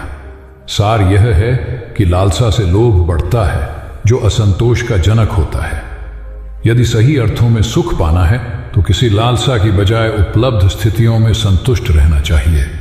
गौतम बुद्ध ने बहुत से अज्ञानी लोगों को सम्यक दृष्टि प्रदान की थी। तब को बात है, कौसाम्बी में एक ब्रह्मचारी रहता था। उसे अभिमान था कि उस जैसा कोई विद्वान नहीं है, इसलिए अपने साथ सदैव जलती मशाल रखता था। गौतम बुद्ध ने देखा तो उसे पूछा, अरे, ये मशाल लिए क्यों घूमते हो? ब्रह्मचारी ने उत्तर दिया, सभी प्राणी अंधकार और अज्ञान में पथभ्रष्ट हैं, उन्हें रास्ता दिखाने के लिए मशाल लिए घूमता हूं। तथागत ने पूछा, क्या तुम्हें 4 प्रकार की विद्याओं, शब्द विद्या, नक्षत्र विद्या, राज विद्या व युद्ध विद्या का पूर्ण ज्ञान है? ब्रह्मचारी ने अपनी अनभिज्ञता प्रकट करते हुए मशाल फेंक कर तथागत के चरणों में मस्तक झुका दिया। उसका ज्ञान गर्व चूर हो गया। जो दूसरों को मूर्ख समझकर उनसे घृणा करता है, वो उस व्यक्ति की तरह है जो स्वयं अंधा होकर दूसरों को मशाल दिखाता घूमता है। अहंकारी कभी विवेकवान नहीं हो सकता और बिना विवेक के सत असत का ज्ञान नहीं हो सकता। अंततः ऐसे विवेकांत व्यक्ति को जीवन में कोई उपलब्धि प्राप्त नहीं होती, हताशा ही हाथ लगती है। काशाय वस्त्र पहन लिए। उसने सुना, आप एकाहारी हो गए हैं, वह भी एकाहारी हो गई। आपने उत्तम पलंग पर सोना त्याग दिया है तो इसने भी त्याग दिया। आपने माला का त्याग किया, गंध का त्याग किया तो इसने भी वह सब त्याग दिया। मायके वाले इसे संदेश भेजते हैं, वे इसे ले जाना चाहते हैं, लेकिन यह यहीं रहती है, इसी कक्ष में। यह गुण की मूर्ति है। राजा स्नेह से अपनी बहू को देखते रहे। अचानक तथागत उठे, उस कक्ष से बाहर चले गए। शाक्य मुनि ने शिष्यों को शांत रहने को कहा था, लेकिन वे स्वयं उस कक्ष से बाहर चले गए। मैं हमेशा सोचता हूं, उस पल क्या हुआ होगा, उनके मन के भीतर कैसे कैसे विचार उठते होंगे। क्या संबोधि एक लघु क्षण होता है या दीर्घ क्षण? क्या संबोधि एक अनंत अभ्यास है? क्या संयम उसका गरुड़यान है? धम्मपद का 13वां श्लोक बार बार याद आता है, यथागारम दुचेन बुट्टी समति विभजति एवं अभावितम चित्तम राघो समति विभजति। घर की छत मजबूत ना हो, सही तरह से उसे घास फूस से ढका ना गया हो, तो बरसात के दिनों में उसमें से पानी रिसता है, घर भर में फैल जाता है। उसी तरह ध्यान और एकाग्रता हमारे व्यक्तित्व की छत है। एक दिन एक व्यक्ति बुद्ध के पास पहुंचा। वह बहुत अधिक तनाव में था। अनेक प्रश्न उसके दिमाग में घूम घूम कर उसे परेशान कर रहे थे, जैसे आत्मा क्या है, आदमी मृत्यु के बाद कहां जाता है, सृष्टि का निर्माता कौन है, स्वर्ग नरक की अवधारणा कहां तक सच है और ईश्वर है या नहीं। उसे इन प्रश्नों के उत्तर नहीं मिल रहे थे। जब वह बुद्ध के पास पहुंचा तो उसने देखा कि बुद्ध को कई लोग घेर कर बैठे हैं। बुद्ध उन सभी के प्रश्नों व जिज्ञासाओं का समाधान अत्यंत सहज भाव से कर रहे हैं। काफी देर तक यह क्रम चलता रहा, किंतु बुद्ध धैर्यपूर्वक हर एक को संतुष्ट करते रहे। बेचारा व्यक्ति वहां का हाल देखकर परेशान हो गया। उसने सोचा कि इन्हें दुनियादारी के मामलों में पड़ने से क्या लाभ, अपना भगवत भजन करें और बुनियादी समस्याओं से ग्रस्त इन लोगों को भगाए। किंतु बुद्ध का व्यवहार देखकर तो ऐसा लग रहा था मानो इन लोगों का दुख उनका अपना दुख है। आखिर उस व्यक्ति ने पूछ ही लिया, महाराज, आपको इन सांसारिक बातों से क्या लेना देना? बुद्ध बोले, मैं ज्ञानी नहीं हूं और इंसान हूं। वैसे भी वह ज्ञान किस काम का जो इतना घमंडी और आत्म केंद्रित हो कि अपने अतिरिक्त दूसरे की चिंता ही न कर सके। ऐसा ज्ञान तो अज्ञान से भी बुरा है। बुद्ध की बातें सुनकर व्यक्ति को उलझन दूर हो गई। उस दिन से उसकी सोच व आचरण दोनों बदल गए। कथा का सार यह है कि ज्ञान तभी सार्थक होता है जब वह लोक कल्याण में संलग्न हो। महात्मा बुद्ध ने युवक को सत्संग का महत्व समझाया। महात्मा बुद्ध एक गांव में ठहरे हुए थे। वे प्रतिदिन शाम को वहां पर सत्संग करते थे। भक्तों की भीड़ होती थी क्योंकि उनके प्रवचनों से जीवन को सही दिशा बोध प्राप्त होता था। बुद्ध की वाणी में गजब का जादू था। तब बुद्ध ने उसे समझाया, यदि इसी तरह उसे पानी में निरंतर डालते रहोगे तो कुछ ही दिनों में ये छेद फूलकर बंद हो जाएंगे और टोकरी में पानी भर पाओगे। इसी प्रकार जो निरंतर सत्संग करते हैं उनका मन एक दिन अवश्य निर्मल हो जाता है। अवगुणों के छिद्र भरने लगते हैं और गुणों का जल भरने लगता है। युवक ने बुद्ध से अपनी समस्या का समाधान पा लिया। निरंतर सत्संग से दुर्जन भी सज्जन हो जाते हैं क्योंकि महापुरुषों की पवित्र वाणी उनके मानसिक विकारों को दूर कर उनमें सद्विचारों का आलोक प्रसारित कर देती है। एक आदमी को बुद्ध ने सुझाव दिया कि दूर से पानी लाते हो, क्यों नहीं अपने घर के पास एक कुआं खोद लेते? हमेशा के लिए पानी की समस्या से छुटकारा मिल जाएगा। सलाह मानकर उस आदमी ने कुआं खोदना शुरू किया, लेकिन 7-8 फीट खोदने के बाद उसे पानी तो क्या, गीली मिट्टी का भी चिन्ह नहीं मिला। उसने वह जगह छोड़कर दूसरी जगह खुदाई शुरू की, लेकिन 10 फीट खोदने के बाद भी उसमें पानी नहीं निकला। उसने फिर तीसरी जगह कुआं खोदना शुरू किया, लेकिन यहां भी उसे निराशा ही हाथ लगी। इस क्रम में उसने 8-10 फीट के 10 कुएं खोद डाले, लेकिन पानी कहीं नहीं मिला। वह निराश होकर बुद्ध के पास गया। उसने बुद्ध को बताया कि मैंने 10 कुएं खोद डाले, मगर पानी एक में भी नहीं निकला। बुद्ध को आश्चर्य हुआ। वे स्वयं चलकर उस स्थान पर आए जहां उसने 10 गड्ढे खोदे हुए थे। बुद्ध ने उन गड्ढों की गहराई देखी और सारा माजरा समझ गए। फिर वे बोले, 10 कुएं खोदने की बजाय एक कुएं में ही तुम अपना सारा परिश्रम लगाते तो पानी कब का मिल गया होता। तुम सब गड्ढों को बंद कर दो, केवल एक को गहरा करते जाओ, पानी निकल आएगा। उसने बुद्ध को बात मानकर ऐसा ही किया। परिणाम स्वरूप कुआं पूर्ण होते ही पानी निकल आया। सबने भगवान बुद्ध की जय जयकार की। धन्ना सेठ के पास 7 पुश्तों के पालन पोषण जितना धन था। उसका व्यापार चारों तरफ फैला हुआ था, किंतु फिर भी उसका मन अशांत रहता था। कभी धन की सुरक्षा की चिंता, तो कभी व्यापारिक प्रतिस्पर्धा में आगे निकलने का तनाव। चिंता और तनाव के कारण वह अस्वस्थ रहने लगा। उसके मित्र ने उसकी गिरती दशा देखी तो उसे बुद्ध के पास जाने की सलाह दी। सेठ बुद्ध के पास पहुंचा और अपनी समस्या बताई। बुद्ध ने उसे सांत्वना देते हुए कहा, तुम घबराओ मत, तुम्हारा कष्ट अवश्य दूर होगा। बस तुम यहां कुछ दिन रहकर प्रभु का ध्यान किया करो। बुद्ध के कहे अनुसार सेठ ने रोज ध्यान करना शुरू कर दिया, किंतु सेठ का मन ध्यान में नहीं लगा। वह जैसे ही ध्यान करने बैठता, उसका मन फिर अपनी दुनिया में चला जाता। उसने बुद्ध को यह बात बताई, किंतु बुद्ध ने कोई उपाय नहीं बताया। थोड़ी देर बाद जब सेठ बुद्ध के साथ वन में सायंकालीन भ्रमण कर रहा था, तो उसके पैर में एक कांटा चुभ गया। वह दर्द के मारे कराहने लगा। बुद्ध ने कहा, बेहतर होगा कि तुम जी कड़ाकर कांटे को निकाल दो, तब इस दर्द से मुक्ति मिल जाएगी। सेठ ने मन कड़ाकर कांटा निकाल दिया। उसे चैन मिल गया। तब बुद्ध ने उसे समझाया, ऐसे ही लोभ, मोह, क्रोध, घमंड व द्वेष के कांटे तुम्हारे मन में गड़े हैं। जब तक अपने मन की संकल्प शक्ति से उन्हें नहीं निकालोगे, अशांत ही रहोगे। सेठ का अज्ञान बुद्ध के इन शब्दों से दूर हो गया और उसने निर्मल हृदय की राह पकड़ ली। अपनी कुप्रवृत्तियों से मुक्ति के लिए संकल्पबद्धता अनिवार्य है। जब तक व्यक्ति दृढ़ निश्चय न कर ले, वह अपनी गलत आदतों से मुक्त नहीं हो सकता। बुद्ध की शिक्षा से गांव का उद्धार हुआ। एक युवक ने बुद्ध से आकर कहा, मेरा गांव अशिक्षित है। मैं अपने परिवार से झगड़कर थोड़ा बहुत पढ़ पाया हूं। आगे और पढ़ना चाहता हूं, किंतु सभी रोक रहे हैं। घर के लोग सोचते हैं कि खेती में खूब पैसा है और उसके लिए किसी शिक्षा की आवश्यकता नहीं है। यही सोच गांव वालों की भी है। कृपया आप मेरे गांव चलकर वहां शिक्षा का प्रसार करवाइए। बुद्ध युवक की बात मानकर गांव आ गए। धर्मभीरू ग्रामीणों ने बुद्ध का सत्कार किया और रोज उनके प्रवचन सुनने आने लगे। बुद्ध जब भी शिक्षा का महत्व बताते, ग्रामीण विरोधी मत रखते। एक दिन एक महिला अपने 5 साल के बच्चे के लिए पूछने लगी कि उसे किस उम्र से शिक्षा दिलवाए। तब बुद्ध ने समझाया कि तुम्हें तो 5 वर्ष पूर्व उसकी शिक्षा शुरू कर देनी थी।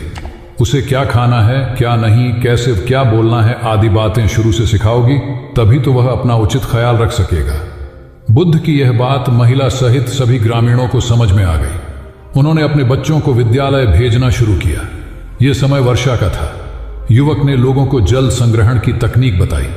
अधिकांश ने उपहास किया, किंतु युवक अपना काम करता रहा। बुद्ध का सहयोग प्राप्त था, इसलिए किसी ने उसका खुलकर विरोध नहीं किया।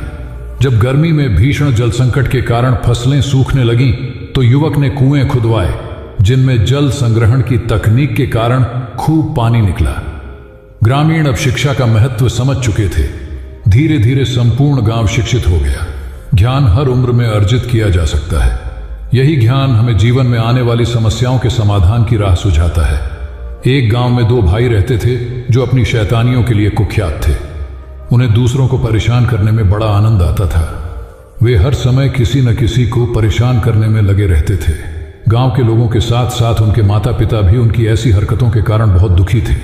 जब गांव का कोई व्यक्ति उनके माता पिता के पास उनकी शिकायत लेकर आता, तो वे दोनों को बहुत समझाते, किंतु दोनों भाइयों के कानों पर जूं तक नहीं रेंगती। एक दिन उनकी मां गांव में आए हुए महात्मा बुद्ध के पास गई और अपने बच्चों में किसी भी तरह ईश्वर का भय भर देने का आग्रह किया, ताकि वे लोग शैतानी से बाज आए।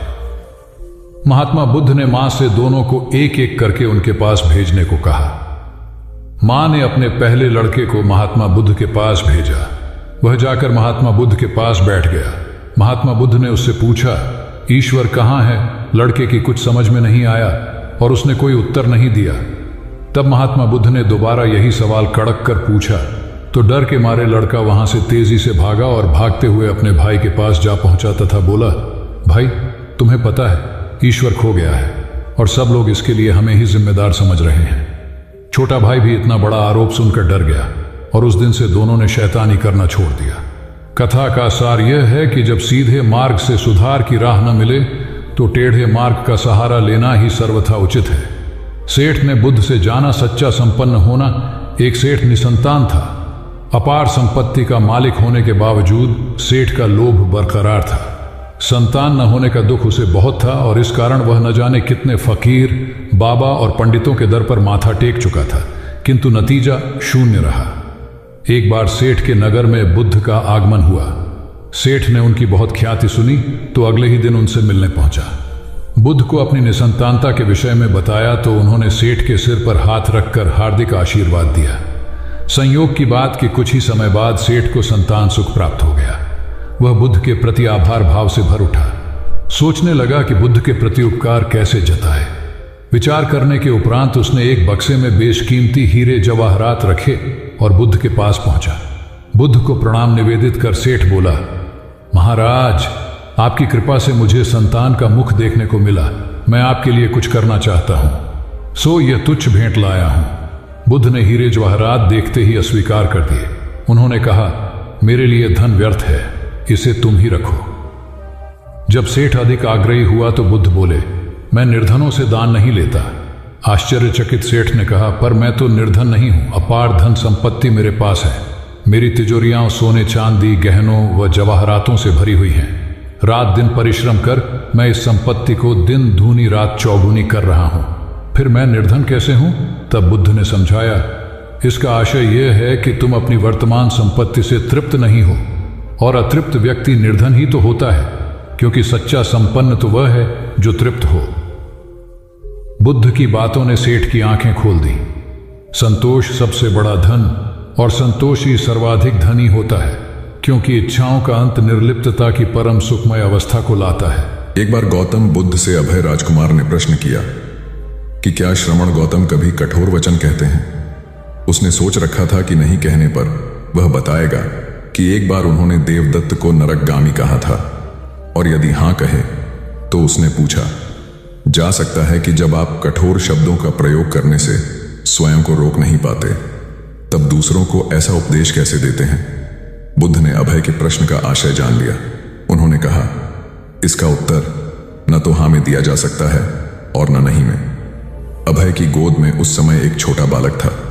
उसकी ओर इशारा करते हुए बुद्ध ने पूछा, राजकुमार, यदि दाई के अनजाने में यह बालक अपने मुख में काठ का टुकड़ा डाल ले तब तुम क्या करोगे? मैं उसे निकालने का प्रयास करूंगा। यदि वह आसानी से न निकल सकता हो तो बाएं हाथ से उसका सिर पकड़कर दाहिने हाथ की उंगली को टेढ़ा करके उसे निकालूंगा। यदि खून निकलने लगे तो भी मेरा यही प्रयास रहेगा कि वह काठ का टुकड़ा किसी न किसी तरह बाहर निकल आए। ऐसा क्यों? इसलिए कि भंते इसके प्रति मेरे मन में अनुकंपा है। राजकुमार, ठीक इसी तरह तथागत जिस वचन के बारे में जानते हैं कि यह मिथ्या या अनर्थकारी है और उससे दूसरों के हृदय को ठेस पहुंचती है, तब उसका वे कभी उच्चारण नहीं करते। पर इसी तरह जो वचन उन्हें सत्य और हितकारी प्रतीत होते हैं तथा दूसरों को प्रिय लगते हैं, उनका वे सदैव उच्चारण करते हैं। इसका कारण यही है कि तथागत के मन में सभी प्राणियों के प्रति अनुकंपा है। भगवान बुद्ध देव और मनुष्यों के शास्ता थे, परंतु सबसे पहले वह मनुष्य थे। मनुष्य बढ़कर देवता बनता है, यह प्राचीन मान्यता थी। आज भी हम मनुष्यत्व के ऊपर देवत्व की बात करते हैं, परंतु बुद्ध ने इस क्रम को पलट दिया। उन्होंने कहा, यह जो मनुष्यता है वही देवताओं का सुगति प्राप्त करना कहलाती है। देवता जब सुगति प्राप्त करता है तब वह मनुष्य बनता है। देवताओं में विलास है, राग, द्वेष, ईर्ष्या और मोह भी वहां है। निर्वाण की साधना वहां नहीं हो सकती। इसके लिए देवताओं को मनुष्य बनना पड़ता है। मनुष्यों में ही देव पुरुष का आविर्भाव होता है, जिनको देवता नमस्कार करते हैं। मानवता धर्म का उपदेश देने वाले बुद्ध स्वयं मानवता के जीते जागते रूप थे। यहाँ उनके जीवन से संबंधित खुद प्रसंग दिए जाते हैं, जिनसे उनके व्यक्तित्व में बैठी हुई गहरी मानवता का दर्शन होता है। भगवान का परिनिर्वाण होने वाला है। रात का पिछला पहर है। भिक्षु उनकी शैया को घेरे बैठे हैं। बुद्ध उन्हें उपदेश दे रहे हैं, कह रहे हैं, भिक्षुओं, बुद्ध धर्म और संघ के विषय में कुछ शंका हो तो पूछ लो। पीछे मलाल मत करना कि भगवान हमारे सामने थे पर हम उनसे कुछ पूछ न सके। कोई शिष्य नहीं बोलता। भगवान 3 बार कहते हैं, पर कोई भिक्षु कुछ पूछने को नहीं उठता। भगवान को शंका होती है कि कहीं वे उनके गौरव का विचार करके पूछने में संकोच तो नहीं कर रहे। इसलिए वह कहते हैं, शायद भिक्षुओं, तुम मेरे गौरव के कारण नहीं पूछ रहे। जैसे मित्र मित्र से पूछता है, वैसे तुम मुझसे पूछो। बुद्ध अपने शिष्यों की समान भूमिका पर आ जाते हैं। उनकी यह विनम्रता मनुष्य धर्म की आदर भूमि है। बुद्ध ने अपने को भिक्षुओं का कल्याण मित्र कहा है, जो उनकी मानवीय सहृदयता और विनम्रता को सूचित करता है। एक दूसरा दृश्य भी उसी समय का है। चंद कर्मार पुत्र के यहाँ बुद्ध ने अंतिम भोजन किया था। उसके बाद ही उन्हें खून गिरने की कड़ी बीमारी हो गई थी, जो उनके शरीरांत का कारण बनी। बुद्ध को उसके हृदय का बड़ा ध्यान था। भक्त उपासक को यह अफसोस हो सकता था कि उसका भोजन करके ही भगवान का शरीर छूट गया। इसलिए आखिरी सांस लेने से पहले उन्होंने आनंद को आदेश दिया, आनंद, चंद कर्मार पुत्र की इस चिंता को दूर करना और कहना, आयुष्मान तूने बद्धा लाभ कमाया कि मेरे भोजन को करके तथागत परिनिर्वाण को प्राप्त हुए। जिसके हृदय में अगाध करुणा थी, वह ऐसा क्यों न कहता। उसने अपने पति के द्वारा बुद्ध के चरणों में प्रणाम अर्पित करवाया। भगवान ने उसे आशीर्वाद देते हुए कहा, कोल्य पुत्री सुप्रवास, सुखी हो जाए, चंगी हो जाए। सुखी और चंगी होकर बिना किसी कष्ट के वह पुत्र प्रसव करे। ब्राह्मणों के साथ भी उनकी पूरी सहानुभूति थी, जैसे कि विश्व के सभी प्राणियों के साथ उनकी पूरी सहानुभूति थी। बावरी नामक ब्राह्मण के एक शिष्य ने जब अपने गुरु की ओर से भगवान के चरणों में प्रणाम निवेदन किया तो भगवान ने आशीर्वाद देते हुए कहा, शिष्यों सहित बावरी ब्राह्मण सुखी हो। माणवक, तुम भी सुखी हो, चिरजीवी हो। बुद्ध के पास छोटा बड़ा जो भी जाता था वह उससे कहते थे, आओ तुम्हारा स्वागत है। भगवान अपनी अंतिम यात्रा में पावा और कुशीनारा के बीच जा रहे थे। रास्ते में उन्हें पुक्कुस मल्लपुत्र नामक व्यापारी मिला। उसने उन्हें एक दुशाला भेंट किया, परंतु भगवान उसे अकेले कैसे आड़ते। वह अपने शिष्य आनंद को सम्मानित करना चाहते थे। उन्होंने कहा, पुक्कुस, दुशाले के एक भाग को मुझे ओढ़ा दे, दूसरे को आनंद को। पुक्कुस ने ऐसा ही किया।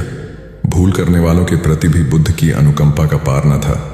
एक बार एक ब्राह्मण ने भगवान को वेरंजा में वर्षावास करने का निमंत्रण दिया। भगवान वहां गए, लेकिन वह ब्राह्मण बहुधंधी था। उसने उनकी कुछ भी सुध बुध नहीं ली। बुद्ध को बड़ा कष्ट हुआ। उन्हें 3 महीने तक कुटा हुआ जौ रोज खाना पड़ रहा, क्योंकि उस समय वेरंजा में अकाल पड़ रहा था और वह भी उनको और उनके शिष्यों को घोड़ों के व्यापारियों से मिलता था। इतना होने पर भी वर्षावास की समाप्ति पर भगवान बुद्ध अन्यत्र जाने से पूर्व वेरंजा जाकर ब्राह्मण को आशीर्वाद देना नहीं भूले। भगवान बुद्ध के जीवन में ऐसी अनंत घटनाएं मिलती हैं। उनमें हमें उनकी मानवता के दर्शन होते हैं। उनके जीवन में कोमलता की पराकाष्ठा थी और उनकी वाणी में अपूर्व माधुर्य था जो सबको अपनी ओर खींचता था। उनके मुंह से क्रोध भरा शब्द कभी नहीं निकलता था। वह मनुष्य थे, परंतु मनुष्य की दुर्बलताओं से ऊपर उठ चुके थे। उनके व्यक्तित्व में मानवता की शुभ ज्योत्सना धर्म की स्थिति बनकर एक राजा ने अपने पुरुषार्थ से राज्य को समृद्ध बना दिया था। राज्य में रण बड़ी सुखी थी, क्योंकि वह प्रत्येक वर्ग के हितों को ध्यान में रखकर काम करता था। जब राजा वृद्ध हुआ तो उसे योग्य उत्तराधिकारी को चिंता सताने लगी, क्योंकि उसे लगता कि योग्य उत्तराधिकारी के बिना सुव्यवस्था अव्यवस्था में बदल जाएगी और प्रजा की परेशानी बढ़ जाएगी। हालांकि राजा का एक बेटा था, किंतु वह अत्यधिक आलसी और कर्महीन था। वह स्वयं को मालिक समझता और शेष सभी को अपना गुलाम। यह अहंकार उसके आचरण में सदैव झलकता था। राजा उसे सुधारने के उद्देश्य से बुद्ध के आश्रम में छोड़ आया। बुद्ध ने अगले ही दिन राजकुमार को आदेश दिया, वत्स, यहां से 5 कोस पर एक जंगल है। तुम वहां जाकर फूलों के कुछ पौधे ले आओ और उन्हें आश्रम के अहाते में लगा दो। यह सुनते ही राजकुमार को बड़ा क्रोध आया, क्योंकि उसने तो आदेश देना ही सीखा था। चूंकि उसके पिता ने बुद्ध को बात मानने को कहा था, इसलिए वह मन मारकर जंगल गया और फूलों के पौधे लाकर आश्रम में लगा दिए। राजकुमार ने उन्हें सींचा और जानवरों से बचाने के लिए उनकी रात दिन रखवाली की। कुछ महीनों में सारा आश्रम भांति भांति के सुंदर फूलों से खिल उठा। राजकुमार अपनी मेहनत का ऐसा फल देखकर बहुत प्रसन्न हुआ। बुद्ध ने उसे शाबाशी देते हुए समझाया, वत्स, याद रखो, जो सोता है उसका भाग्य भी सो जाता है, और जो चलता है उसका भाग्य निरंतर उसके साथ चलता है। अब राजकुमार कर्मठ बन चुका था। राजा को अपना योग्य उत्तराधिकारी मिल गया था। कर्म सफलता की कुंजी है, अतः सदैव। दोस्तों, अगर आपको यह कहानी अच्छी लगी हो तो हमारे चैनल आध्यात्मिक संग्रह को सब्सक्राइब करें और वीडियो को लाइक करें। धन्यवाद।